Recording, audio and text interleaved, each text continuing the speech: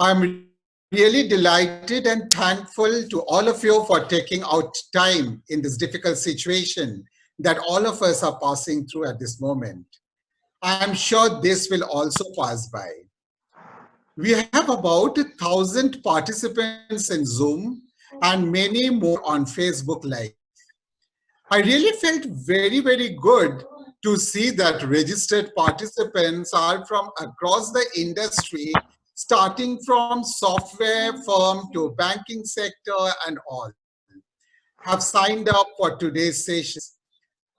This shows that all of us are teachers by heart. And we all love to learn more, and especially when it comes from none other than Mrs. Lata Vaidyanathan. Mrs. Vaidyanathan is a veteran educationist who stands dedicated and committed to promotion of child-centered education. During her illustrious career of more than 3.5 decades, she was a principal of different reputed schools before taking up the principal's position of modern school, Barakhamba Road, New Delhi, for the last 14 years. She spearheaded burden-free education. She is a practitioner of multiple intelligence approach to learning and total quality management in education. She is well respected as an educationist both in India and overseas. She undertook many outreach programs to help the community and sensitize students and teachers was addressing issues concerning community development. Her contribution towards inclusive education of differently abled children is commendable. She was honored with the National Award for Teachers in the year 2003 by the President of India. She's also the recipient of numerous awards, including the Dr. Radhakrishnan Award, Bharat Shiromani Award, Madhav Gaurav Ratna Achievement Award, International Lifetime Achievement Award 2009, and Global Warming Reduction Award 2009. Educationist of the Year Award 2013, and Lifetime Achievement Award by the Patanjali Trust 2014. There's lots more to say about Mrs. Lata Vaidyanathan, but without saying much more at this point of time, I would like to request Ma'am Vaidyanathan, please take it forward. Ma'am, please. Thank you, Sudipto.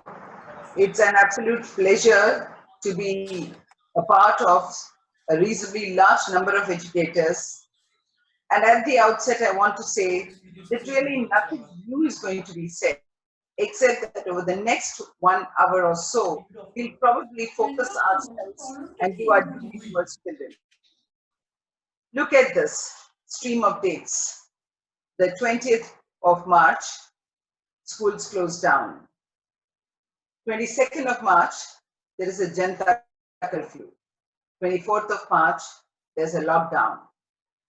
And friends, all this because of a pandemic, the COVID-19 that hit the entire world, completely disrupting, and completely unprecedented, at least during our lifetime that we have seen. It seems really difficult to understand how such a situation can change overnight our entire understanding of not just the human processes, but even more as educators, the way we look at the world. You know, some metaphors come to mind. This, as I was listening to some people, was rightly brought to my notice. They said, can you imagine? The tiger was once the king of the jungle, and today it's one of the most protected species. Something drastic happened to change that. Let us look at some other examples. You know, very small incremental disruptions kept happening with us with respect to it. I don't know how much attention we paid then, but suddenly there were the tsunamis, the most difficult situations, floods, rise of water level across the oceans, and then somebody brought it to our notice that, come on, now wake up. It's time to understand sustainability and climate change. Then a fresh focus, I think, brought a little more sense into the entire human world to look at nature, the one that nurtures us. Isn't it interesting that the World War I or the World War II, or for that matter, even the atom bombs of the Hiroshima and Nagasaki dimension could not change or do as much harm as less than 1 gram of virus, which completely disrupted and attacked humanity. More than 180 countries suddenly reported sick, death numbers unprecedented, at least during our times. And when we look at this whole situation, one wonders what has hit us. Suddenly everything closed down because that was the only way to survive. The aviation sector closed down. Shops, entertainment malls closed down. Travel and tourism closed down. Anything around you came to a standstill. The only thing that was ringing some sweetness was nature around us, which probably began to heal. But in all this, even schools closed down. When schools closed down, it was as good as frontline warriors that our teachers continued with the academics. Academics didn't stop. The concern and connection with children didn't stop. All over the world, people came in to say that we will continue the learning process. And the learning process started. It was a new language all of a sudden. Nobody was really prepared for it. I don't think there was enough instruction on this matter as to what would happen if all teachers, all educators, right from school to college levels and the university levels, were sitting at home and preparing people to more learning. There was a new language. All of a sudden, people were talking Zoom bombing, Microsoft Teams, Google Suites. I mean, even I learned a few more things. And then we heard new words like mute yourself, unmute yourself. There's a whole new form of communication that seemed to suddenly come forth in what, less than a week's time. It appeared as if all of us were hearing, and a new school structure was emerging. And then it is so rightly said by Saku Tomen. He says, when we talk about the purpose of education, quite often we talk about things like growth mindset, like coping with uncertainty, tolerating mistakes, and love for learning. This is no better than to practice these values than now. The whole structure changed from acres of schools, whether they were in 1 acre or in 100 acres, whether they were co-education schools, public or private, or just single-gender schools, whether they were simply private schools, primary schools, or full schools. Everywhere across the world, there was disruption. And all of them, instead of telling our children, as they would say in a joke, that please do not use cell phones, we told them, sorry, now your school is in cell phones. So this is the level to which things change all of a sudden, and we find ourselves at crossroads. But the response system is going to take a long time, and it was an urgent need as well to make sure that education, whatever happens, continues, learning continues, being in touch is needed, communication flow is there, and nothing can stop our dear teachers from engaging their children. The story is even more true in case of the younger children because they are completely unprepared for in learning, in isolation, in silos, and then raise a lot of other problems. Now, having said this, the real problem is what do we do when we find ourselves in such situations? You know, the more interesting thing is that we find ourselves unprepared and yet we are delivering quite a lot. If this has to be meaningful And if this has to be right, then we need to look at the strategies through which we will deliver all of this education that we are really seeing happen across the world. The first is to understand the difference between traditional teaching and online teaching. One teacher, 40 students, and the same environment versus one teacher, 40 students in different environments and sitting all alone. That is the stark difference between online teaching and offline teaching. In an online teaching, there is something we don't know. There are lots of factors we don't know. In an offline teaching, in the classroom, the teacher is connected with the children. The children are connected to the children. The environment is same. You are looking into their eyes. You know whether they are paying attention or not paying attention. You also know the response systems. You have a sense of understanding whether what you are communicating to them and what you are helping them learn is actually happening. All of that is not there at all. And then you look at the offline situation and their complete online situation that's completely different because the whole medium is different. You know, the difference is something like watching a movie and watching a play. Or in both, we are watching acting happening. But the medium is so different in both these areas that sometimes we don't know that even the same things require, they communicate differently, they connect differently, and also the preparation and times are different. We are like theatre people, there's no second take. We don't need a second take. Second takes come as responses to what is happening with our children in class because they give you a feedback and they tell you what needs to be done. But that's completely missing in an online situation and in the e-learning, which now appears to be the new model. So what should we do? The circumstances don't allow us for all this. And so what should we do? There's something we need to do. And the only thing people can do is adults can change. And all over the world, they have shown that it can change. And the responses are required right from kindergarten to class 12, if you're looking only at the schooling. The senior students can adjust a little faster than the junior ones because they need to connect. What do we say when we first take our child and leave him to school or her to school? We say, now, here starts the first socializing process. We are not saying here starts the first learning math process. And at the end of the day, if you ask children, you know, I belong to the old school. And if I ask children, what do you remember about your school? They never tell you what they learned. They only tell you how you made them feel. So there is this whole connect. The preparedness for life begins here. And therefore, there always this debate to be of whether online is okay or offline is okay. But look at the new language we have to learn because you cannot connect. So are you going to let them off? I'm sure just seeing on the screen is better than not seeing us at all.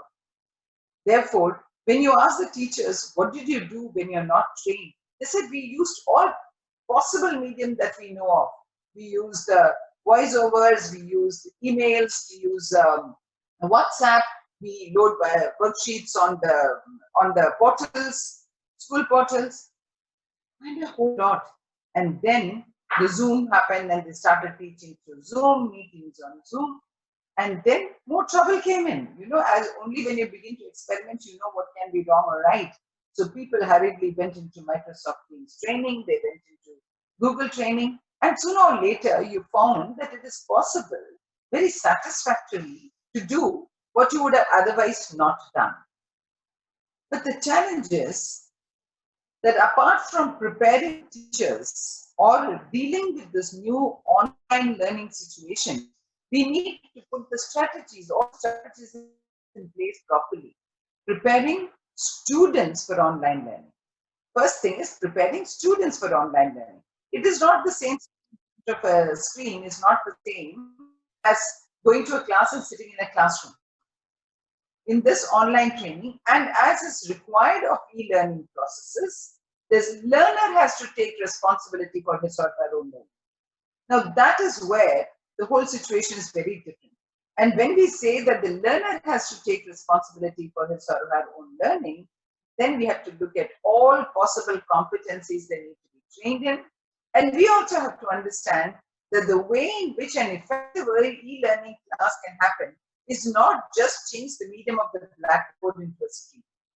So there are different ways of going about it, and the children have also to be prepared for this. And I think whenever there's a next opportunity present, we need to put these strategies in place, understanding what is online learning, understanding why is e-learning probably more useful at times and also more powerful and easier at times to communicate the most difficult thoughts and problems, only because it has potential and power that can actually change you behaviorally in order to understand the quality of learning could be better.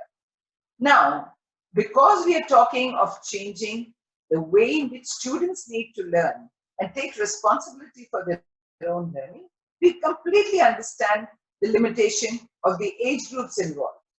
And I think we will find our response systems to that. You know, when the teachers started and we got the feedback saying that we send them videos, the language contained in the videos, the accents contained in videos, is there more preparation for it? There was a lot of notifications coming from all over saying that, you know, there is a Diksha portal, there is the Swam portal, which is a more Indian portal. But when you look at the entire system, the teachers will tend to pick up the best and send it, sometimes not realizing that even within us, particularly in primary school, they're using language that will make them learn, not a particular language that will frighten them away. Our intent is to help them learn. We've all grown through those systems, we are not bad. All we have watched for 40 years children going through those systems, and they're just as good. So, if we have decided how we need to nurture our teachers with reference to online learning, we are also looking at how to change the behaviors of the learners. And therefore, there is more preparation of the learners, and if we can instruct them, correct them again, either online or offline, I'm sure the responses in the days to come will be better, because we know, as I just said some time back to that quote, that, you know, the process of learning is continuous and all of us will improve in the same. Now, the other aspect is that we have to prepare the teachers for this online teaching as well. So what happens is, by and large, you'll find teachers recording themselves in front of blackboards or whiteboards, using PowerPoint presentations, using the same methodology which they were using in a class at times. Because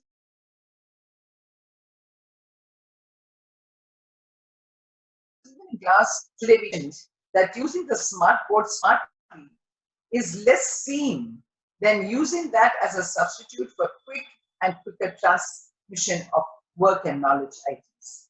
We need to change that as well.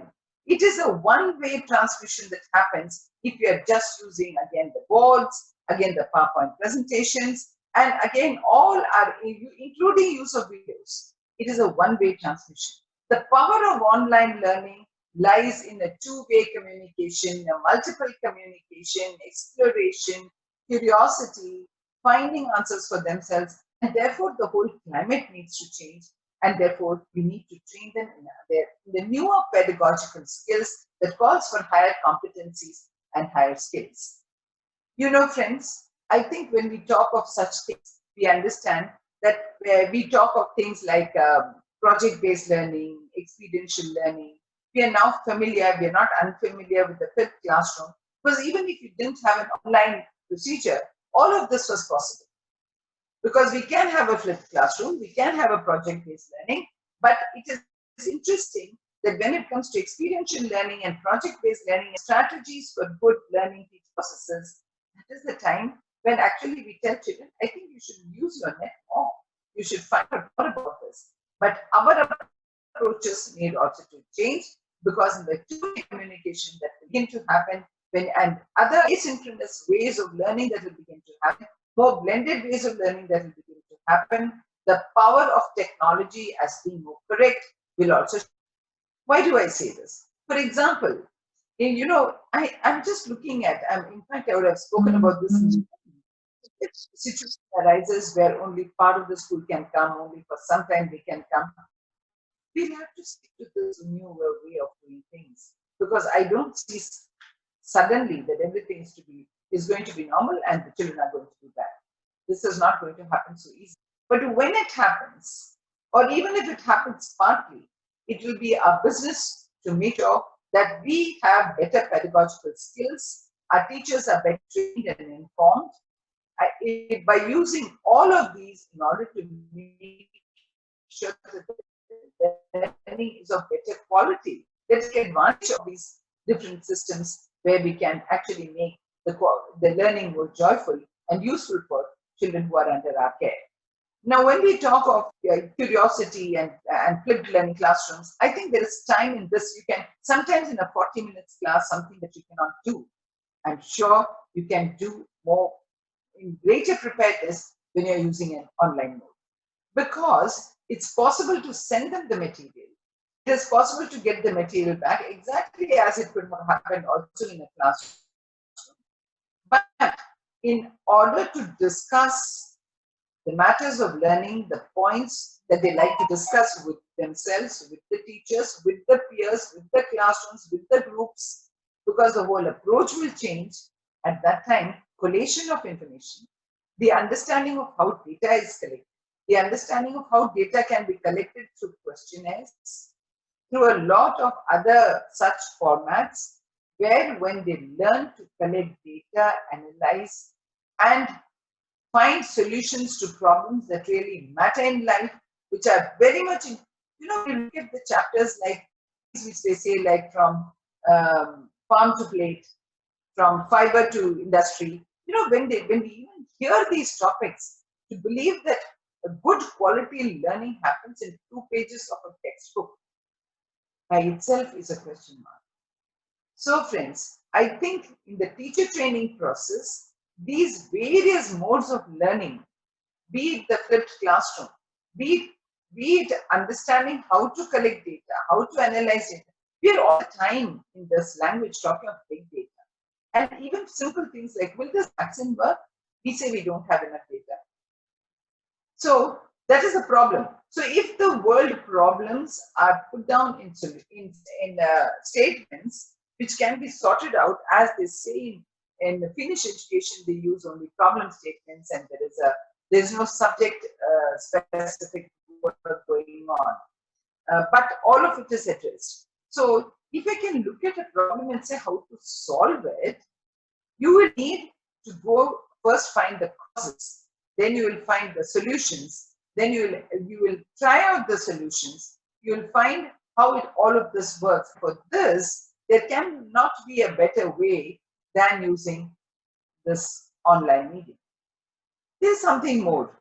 We become extremely localized when we are talking about, school learning or offline learning, or, when we are in schools. The attempt and the focus on making our learning quality and understanding it in the context of globalized world. Today, as it is possible to get all of that in our systems. We would do that selectively. Now, possibly when we are using this media, we can connect all of those. We can visit all of those. We can get information from all of those. All e-libraries are now available to you. There are museums to us. They are outside to us. There are everything that you can do virtually. Why would you not do it and connect to people not just here, but across the states and across the countries, and make our real global approach to learning that much more impactful? I think those are the aspects and strategies to which we must pay attention when we all meet up and we discuss it face to face, or continue to discuss it on online or in Zoom or whatever platforms we choose to use. This shift, to me, is the real strategy that will bring forth the results that we want to. Because when we talk project-based learning and we talk blended learning, it's all about improving the quality of learning. As they grow up, I think the need to understand that it's not just a constructivist world, but it is an interconnected and a connected world, then we know that the learning quality can also change, because our understanding of the world and the global situations will be far more reaching and impactful. This seems like all learning, but this has to be Preparing for online learning itself means we are doing more than one ways. Now, this needs to be integrated with all other aspects of learning that also needs to be strategized, because school is not just a place of, two-way textbook teaching. There are so many other things, the co-scholastic aspects, the scholastic aspects, and putting all of them together will also require an integration, and that integration will require a strategic approach. So there will be requirement of good policies, there will be requirement of good planning, and when we touch upon each one of this, I think each one of this is another webinar material. How do you evolve policies for the new change times? How do we plan for it? How will our lesson plans look different? How will our strategies be really different? How many kinds of learnings and teachings that we are now used to will be different from what that we can do? And all of this has to be done through a multidisciplinary manner, as also in the cross-curricular and cross-cultural context, because now we are connected to the world. I think this will require a lot of focused approach to what we are doing. And if we say that now people are finding answers to this globally, I think we understand that. But it's all said, well done. And when we look at, are we ready for all of this? Not just in strategies, thoughts, plans, policies, but do we have the tools to make such effective learning happen? How many of us, I'm right now sitting on a tab because I've just been displaced. I'm not sitting in front of the best possible connected place because I think the internet is weak. There are a whole lot of problems that everyone goes through, and therefore schools, even in not a lockdown conditions, where using offline learning or e-learning correctly, then they need to be with proper tools and systems to deliver, monitor, and make sure that the e-learning managerial processes are in place. So this effective learning will require learning management systems. It is not as small as and as short as what we understand. There is a way in which the whole learning has to go on. There has to be a learning management system, otherwise called as LMS. There has to be a content management system, which is called as CMS, and there has to be a two-way video conferencing tool. And then, if you go into details of even how the schools and classrooms and school systems need to be equipped, we need to make sure that there are enough computers, there is enough specialized software to deliver all this, there is enough audience response system, assertive listening systems or communicating systems, and make sure that all of this audiovisually is in perfect place. Here is a country where from Operation Blackboard to having the end of it encrypted, as they say. Are we ready? Today we are talking of educating 250 million children. We are looking at still 2 million children out on the streets. As educators sitting together, we are looking at how will this time spent with ma'am make me feel a little more comfortable in the way in which I'm delivering a lesson. I wish the answer was yes. But as I delve into this deeply, I'm feeling that I'm getting into an interconnected world, not within the confines of my very privileged schools. For that matter, even governments are trying to do their best and make sure that those children are privileged enough. But we still know that this connectivity, the last mile connectivity provided by the government, or for that matter, the access to all these tools and techniques, not just in their homes, but also in their schools, brings out the clear difference between the infrastructure and the architecture that this system will require. I'm a little concerned. Sometimes I can always say that here are my teachers sharing what they know with whom they know, about whom they care for because they are under direct care. But the system is getting more and more evolved. I'm sure they'll be able to reach out to everybody in their neighborhood and provide that extension into the community to make sure that there is more literacy around. We're talking of education. So we talk of post-scholastic. I'm not even touching the word sport because I think that is the highest casualty of this lockdown. I find I can't go out, people can't go out, children can't go out. Can you imagine what they must be going through? They're looking at only our responsibilities in this particular talk and the strategies that will probably get us better there. But I think all these interruptions of thoughts will constantly happen, and if we have to emerge winners, we have to provide a very holistic answer. And having said this, designing an online program, even when you look at the specifics like that of a lesson plan, they are significantly different from what you would otherwise submit in a normal classroom. The online plans, the lesson plans are different because the end product, the objective of making better quality learning, if that has to be different, your lesson plans also have to be different. And lesson plans and assessments are technical stuff in education and therefore needs to be properly trained, monitored, and mentored so that all of this can be delivered well to our satisfaction. We'll not even touch assessment. I want first learning to happen. When learning happens, I'm more than certain that if we know that learning is happening, that is abundant assessment, but I know that's not how systems function, and therefore both formative and summative kinds of assessments will happen and should happen. And I think technology, we have seen that our lifestyles have changed. If an Amazon can happen, if a Flipkart can happen, so can all of this happen. That is my expectation from all this. But there is another soft side to all that I've said. How do we prepare? How do we learn? How do we train? And what are these things happening?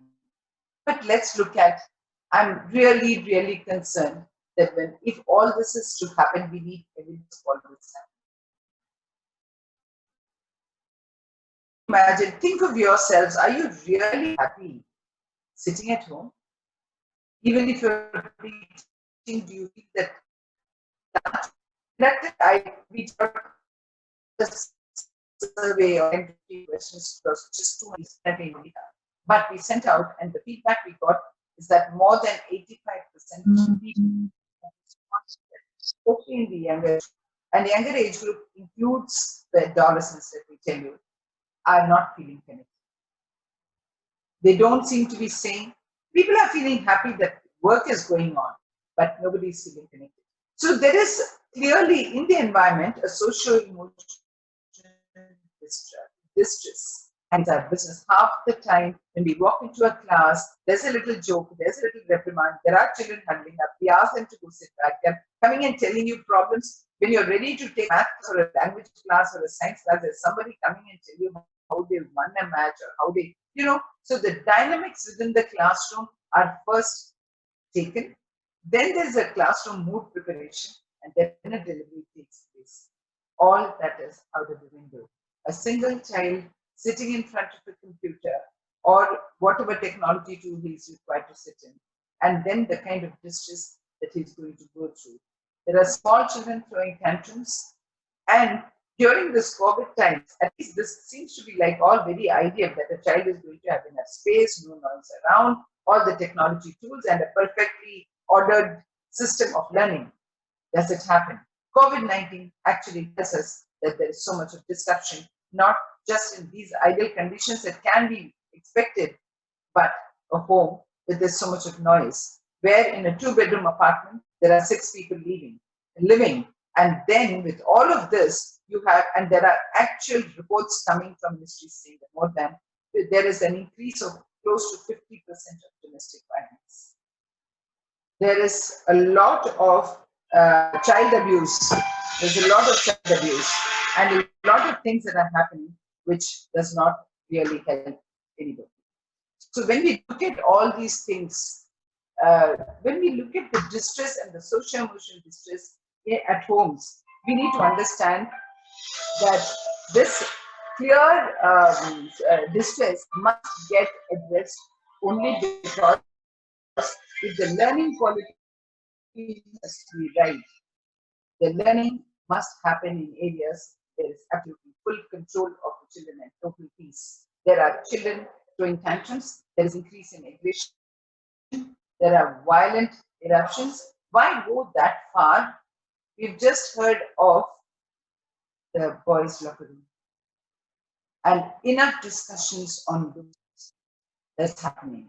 So when we look at this, it is so difficult for us to wonder that whether schools are ecosystems which are very safe for teachers, for women or men who come out to work, for children of all age groups who are present there, for all other staff that comes out and work.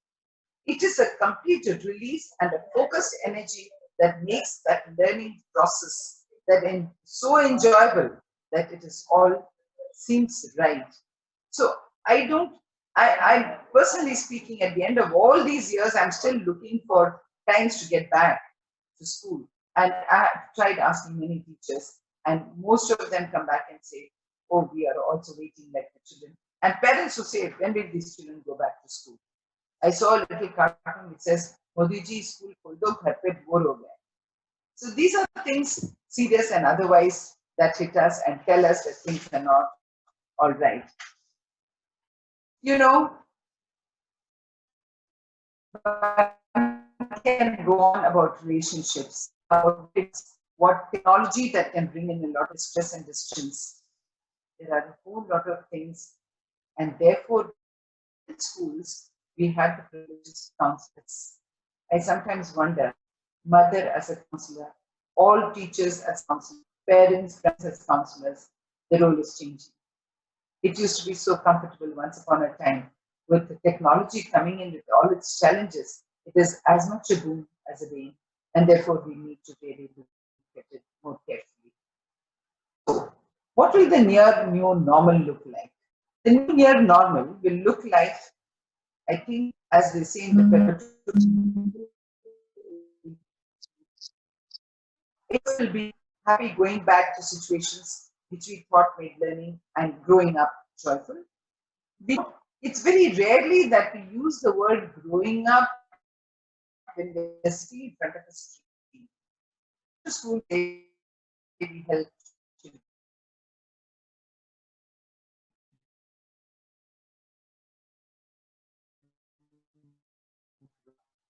in the right thing. That if agency, I think COVID-19 has told us that whether there are issues of excellence, equity, and access, these are being challenged as a part across the world. But it is as much a challenge as an opportunity to do ourselves and to improve ourselves, to make sure that everything that has happened so fast and disrupted most steady systems now need answers. In a short time, in 2 months, I don't think we have either very realistic or very holistic answers. But I assure you, friends, that people like you, I also call you warriors who need to be saluted for the excellent way in which teachers have responded. There are inspiring people across the world who are finding solutions to this and developing solutions, and therefore, in much shorter time than we expect, we have solutions. You know, the much respected Dr. Mashirkar used to say, like a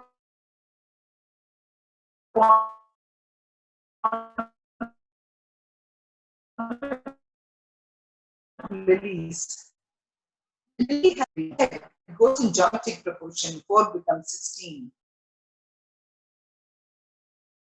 When would you see the and obvious answer is tomorrow. So the time that we need to wait for the answers to come is not very far. And all of us will provide the answers to get to it. And this global community across the world, which has been impacted by something as severe as what we're seeing in our lifetime, a virus that can destroy, will find its answers. And we will all win this war against the virus as well. So as we reflect and think about the newer and fresher narratives that will emerge out of this, I have a very beautiful thought which this intellectual giant of a man has said. Can the new narratives, you know, as educators, let's look at new language. Will the new narratives be around care, belonging, and community? Will it be around stillness? Will it be around slowing down? Will it be around Will it be around kindness and love? Will it be around lockdown as a tool thing to help us and the nature to heal? Will it be around the power of play and art in our lives, in learnings and in our connections? Will it be around a regeneration beyond growth and sustainability? Because I'm looking forward to going back to school, some of you, with the namaste may not be with the hug, but I think certainly we are looking to going back. Because no matter what kind of advancements we have, the debate on tech and touch will always continue. And Gandhiji once, there's a very quick anecdote of Gandhiji that I want to close my monotone with, is that Gandhiji went to a school and he was being introduced to all the teachers. The headmaster very proudly was introducing the teachers and he said, meet Lata, she teaches maths. Meet Leela, she teaches science. Meet Aruna, she teaches English. So this he took those 15 and introduced. End of the line, Gandhiji did a namaste to all. Turned around, he says, I'm so happy to be in the presence of so many educators. I heard all their names and subjects, but I do hope you will tell me who teaches children. So I think, friends, our touch has to heal both the children and the nature around us. And if we live in a balanced world with now three things, our children, our nature, and our technology, nothing can stop us from doing, and we should not allow the virus to do. Thank you so much.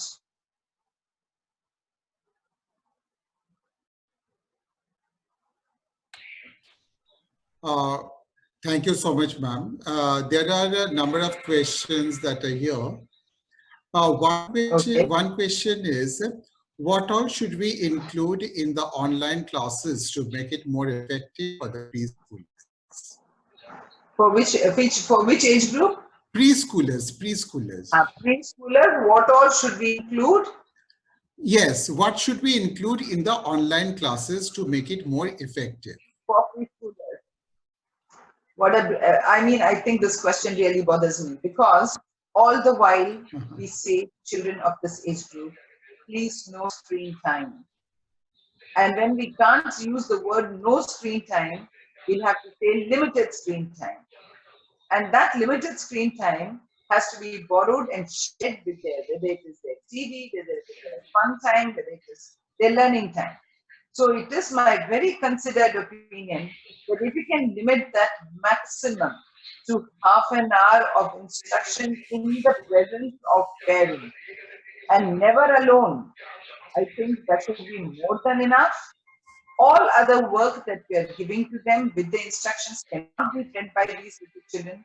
So that dialogue has to happen between the parents and the teachers and not between the child and the teachers. When the children are in front of the teachers, it has to be fun time, play time, and the feeling that we are giving the children that they are in a classroom. Therefore, the teacher's touch has to be communicated more than the teacher's lesson, and the lesson has to be addressed to these people. And I think these are very short times. We are hoping that things should get better. And during this time, I don't think there is instruction of any learning material as such. I think please engage them through art, music, dance, and a whole lot of playful activity, which just enhance a little bit of literacy and numeracy. That's it. Otherwise, please get them in. I think too much screen time is not advised. Maximum half an hour of such work. There is a question, how to assess learners virtually? Learner? Virtually, how to assess learners? Well, seriously, this is a very big topic for us to know that learning is happening, because the conventional way in which we want to assess will not work here. The very way in which we make the lessons happen gives us a part of the assessment. And that's a very big subject to it, though. I feel that a short answer to it will be that if we change our strategies of teaching, learning process, there will be a difference in the way in which we assess them. Because, for example, if I want them to tell me about, say, a visit. I'm taking a science or a social science example. If I want to know whether they have understood stuff around monuments, if my question on in my strategy of teaching them itself was something about asking them to find out more about monuments, more about, and I describe one, but I tell them, please find out across the world how many such monuments exist, what are their dimensions, what period did they exist, what was their architecture. I think I've asked more questions during that time, and a continuous assessment will be happening all the while. And then a summative can be done based on what is the need for such kind of assessment. I think the assessment here, it's not a direct answer. This is only a short answer to this question because it's the subject in itself. And I would say I can or we can go into the depth of each one of these types for different subjects, for different age groups, about how this can be done. But if you think it's going to be a Google form like a thing, and all online MCQ type kind of questions which answers, that does not necessarily, that in fact, that is more industrial. That doesn't even feel like our 4.0 need for education. Give anything to sort is more of the industrial age, and we have continued that for far too long to accept that as a sufficient medium of assessment to tell us how much they have learned.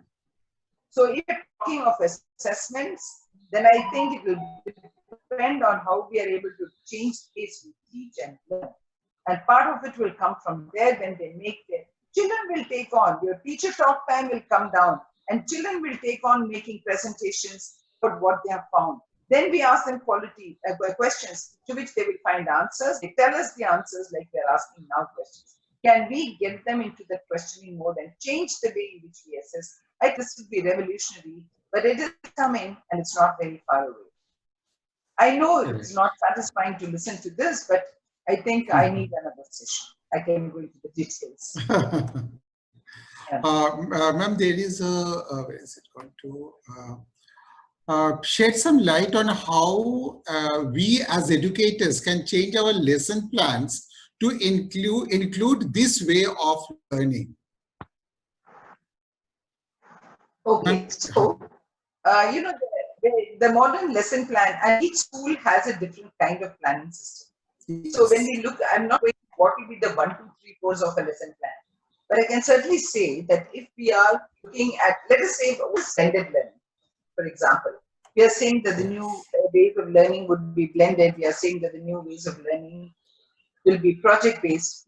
So in the lesson plan itself, first identification of a problem, and the problem is stated in a way, for example, how do the municipalities work? How does an election take place? How does, what is the resources of the given place? How does irrigation take place? I'm saying across, what are the soil kinds? You take any of these subjects, and then when you want to plan a lesson from here, one of the things that we will do is, the first part of lesson planning would be that the teacher identifies field.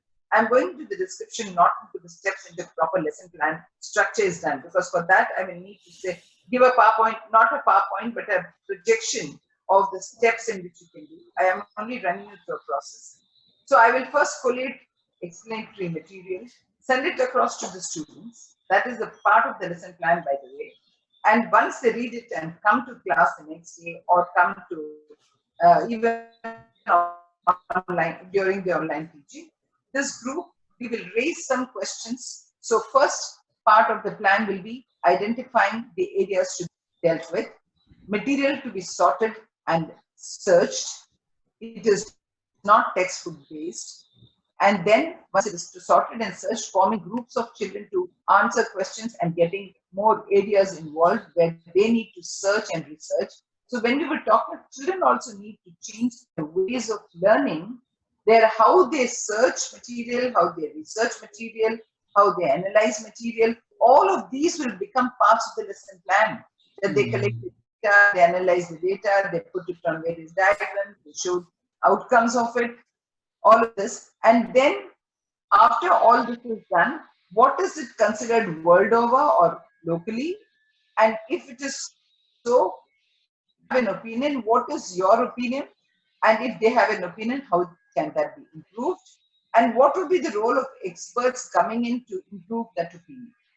You know, the whole project, I'm giving a very diversified or very not a stepwise plan of a lesson plan teachers are used to, like in words or general objectives, specific objectives, process, procedures, experiment and evaluation. It doesn't go that way. This process and procedure will change and must change. And I think that's again another deeper subject in which we need to delve into. Ma'am, there's a question like, do you think that more schools will embrace blended learning permanently? More schools will? Will embrace blended learning permanently? I think so. There will be very little choice. The whole mindset has to change because I can tell you, having experienced a part of blended learning and tried it out in various classes, I can tell you blended learning encourages both the teacher and the taught. The whole class is an attention. You don't even have to call attention for this. They're raring to go. They have better technology skills, seriously, the children, than we have. And to me, the blended learning would be that when we ask them to solve certain things, they come back with the learning and ask questions. And when you meet, which is different from when they're learning online or submitting online, there are more discussions around what they're trying to gauge online. So the blending line, it will be between offline and online learning. And when you come for offline learning, it will be more about discussions. The whole energy is charged, the whole thing is different. I am looking forward to very successful blended learning models because it is then that we are saying there has to be change in the learner's perspective. That will happen because they will then take responsibility for their own learning. When they take responsibility for their own learning, that is when the skills of exploration, of curiosity, of collections, of understanding, of more explanation and more need to know will emerge. Okay. Uh, the next question is, what would be the future of our system with the new norms? Future of our system. Huh? I know that's a very good question coming up. System of our new norms. I think it's going to be so disruptive. I'm looking at schools. Now, let us for a moment assume that schools were, first of all, one single bilateral way of looking at it is online learning. We call for completely new policies, new ethics, new ways of doing things. It will have its own systems, it will have its own deliverables. There will be experts coming and tell you how technology and technology tools can be used to make sure that the outcomes are just as good. But what will be the outcomes? You know, suddenly you will find that the schools are running in shifts, maybe not more than, given this current situation, not more than 20 to a class or 15 to a class coming alternately. And the days that they'll come alternately, they will be on online. It's not that they're left to do their own work. I can see that transporting neighborhood schools and what combined classes across regions, all of these little shifts will take place and schools will start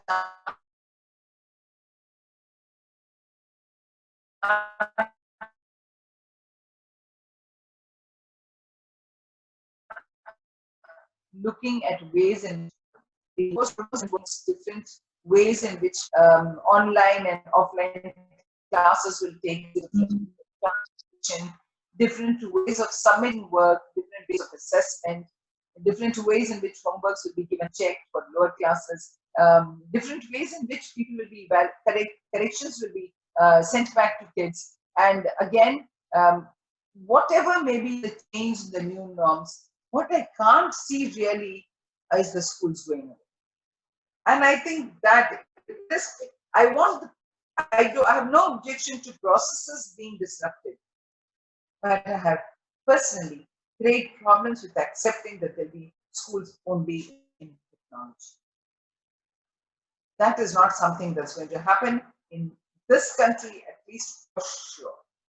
I think all countries have we, if we were to believe that very technology-enabled countries across the world had no schools, then I would have a reason to believe that I would have had a reason to believe that you know schools can go online. It cannot. If the most evolved nations in the world today still have schools, and we're suddenly looking at 190 countries saying that our work has been disrupted, schools will come back. The social emotional touch that is required to make all this happen will be back. But the ways in which we'll go about it will change, because certainly there is a way in which the online learning is going to be impactful, because it's going to connect you more. Your construction of knowledge, the constructivism that we talk about, is going to be enhanced by the connectivity. Of that, I have no doubt. So I'm expecting at least this 20% change to improve quality of learning and bringing more joy into this world of learning. But if the other 80% want the children back in school, and that has to happen, because I don't think children are safe anywhere else. Neither are my young ladies and gentlemen.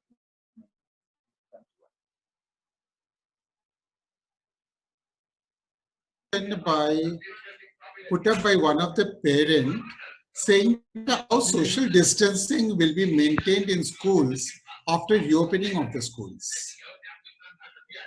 Well, so I think it depends upon. This is again answer which will be in parts, because there'll be schools with just 100 children, there'll be schools with 200 children, there'll be schools with 2,000 children and 2,500 children. There'll be schools with 1 acre schools, there'll be schools with 10 acre schools. So there is this huge variable possible.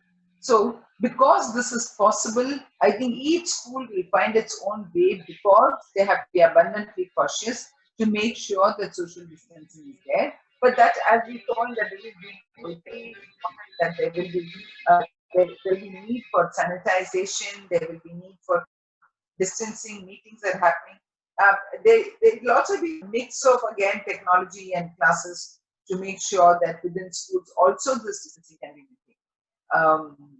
I think classrooms need to get bigger, the position of desks need to be more than 1 meter. No, and I think this is not going to be a continuous situation. This is going to be for a very little time. Because if we think technology can develop so fast as to meet the needs of the education sector, so will the medical sector respond much faster in finding a vaccine and making things a little easier for some treatment, etc., that will make life easier for children coming to school. But as of now, social distancing, we clearly called for small sections coming together, teachers coming for long duration, maybe in rotation for some duration, and the desks being put apart, a lot of sanitizing in school, a lot of making sure that all the school is completely clean and clear for them. What the question that you're asking in for children coming back and social distancing in classes can also be a question of children coming in the buses. And every school, if you ask, there are, bus routes, 30 bus routes, 40 bus routes in big schools. It's a huge challenge, and therefore each school will have to work out its own ways and means of making sure this distancing is well done. It has to be done. If it has to be done, it has to be done.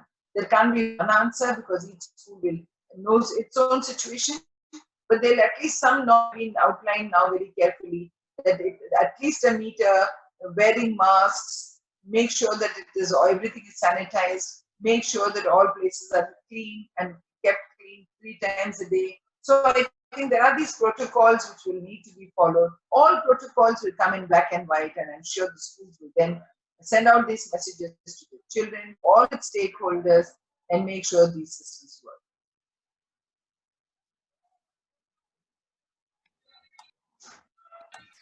Ma'am, I think so. Miss Tilottama in this team, she is doing something, assessment strategy in social science for her school. So she wanted to share. Okay. She wanted to really share with the rest of the members over here.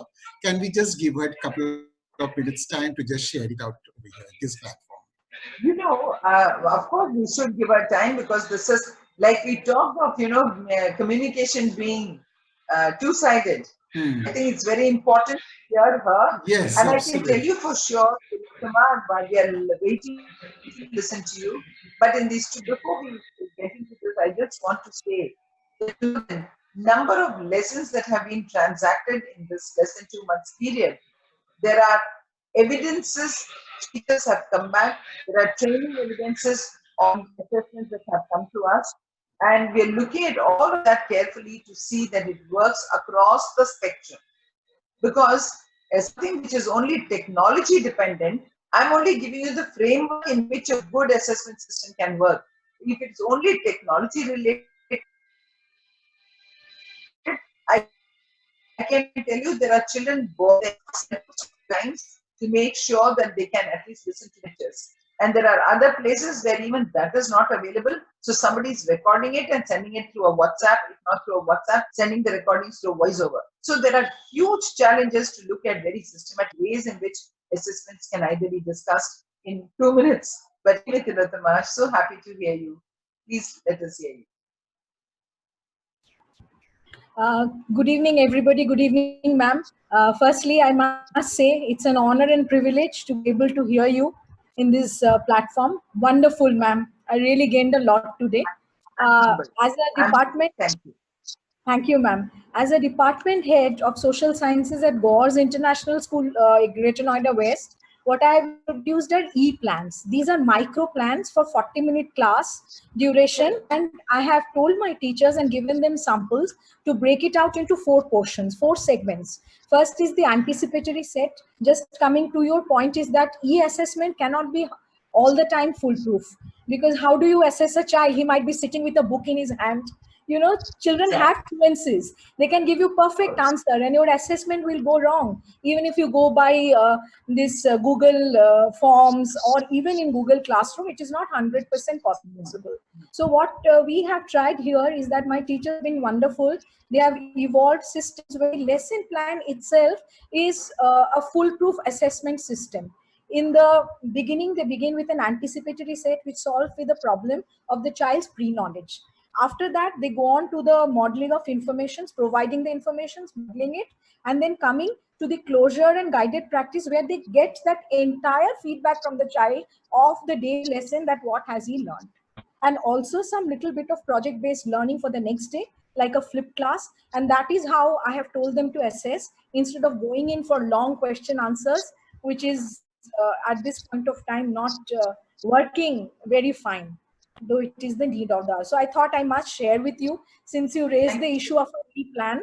So I thought I would like to share this with you, ma'am. No, Thank you. see, this is what I was talking about. I said, the responses, the responsive systems that have emerged from various schools, various teachers, their experiences and their responses is one issue which is really, really encouraging.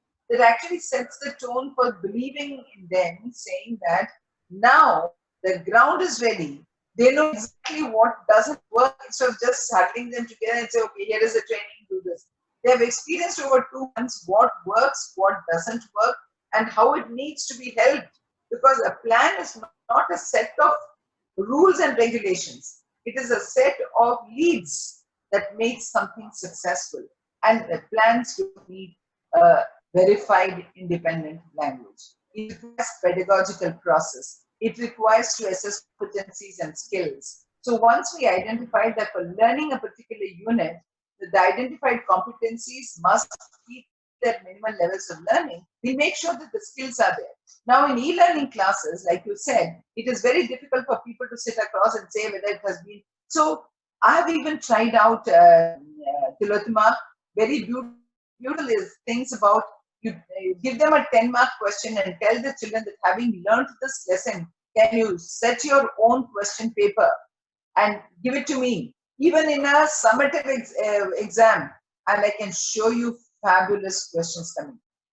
And it is well understood by all of us that if someone knows to ask a question right, he has two things. He knows the answer right, and he also knows the variations. So instead of giving our own questions, we have tried that right from maths to science to social studies, and has worked brilliantly. The romance of language takes a little while.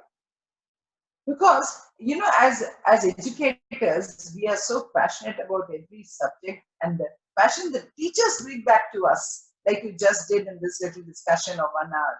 I wish it was longer today. Now today I wish I had gone subject-wise, class-wise. Well, it doesn't work that way. Maybe we should go subject-wise. Class-wise, maybe it's difficult. But the whole idea is I want the teachers to shift their focus from being so subject-oriented into an interdisciplinary format. For example, if you're teaching soils in any class, since you just mentioned as social studies teacher, and if you know the types of soils, and if you tell the children, please find out the numerical value of, you know, if you can give them data management, which is a part of syllabus in math, and use soil as a resource, at least 2 subjects we would have integrated. And if you can tell them a story of a landlord in addition, it would include a language. So I want you all to do these small action research projects and fill this world with happiness for children. I mean, you teachers are the greatest promise we have. How can we lose our future generation? COVID has to tell us that we have to save lives. We have to save the minds and lives of these little ones who are our next century warriors. Thank you so much, and thank you, Sudipto. I think that's been I'm so happy to be. I wanted it to be a two-way connection, and at least one encouraging remark I got from a teacher of school that's so nicely believed. Thank you so much, ma'am. We've had a really great session. I think Pradipto sir just got logged out. Okay. We've had a really good session with a lot of takeaways. We've had people on Facebook also who have said that they're really enjoying the session. Thank you so much. I think definitely, as you said, you know, we can probably think about going for subject-wise webinars in future, and we can maybe do a little bit of breakup.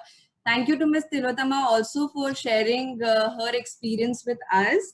And please fill out the feedback form, everybody. We have sent it in the chat box.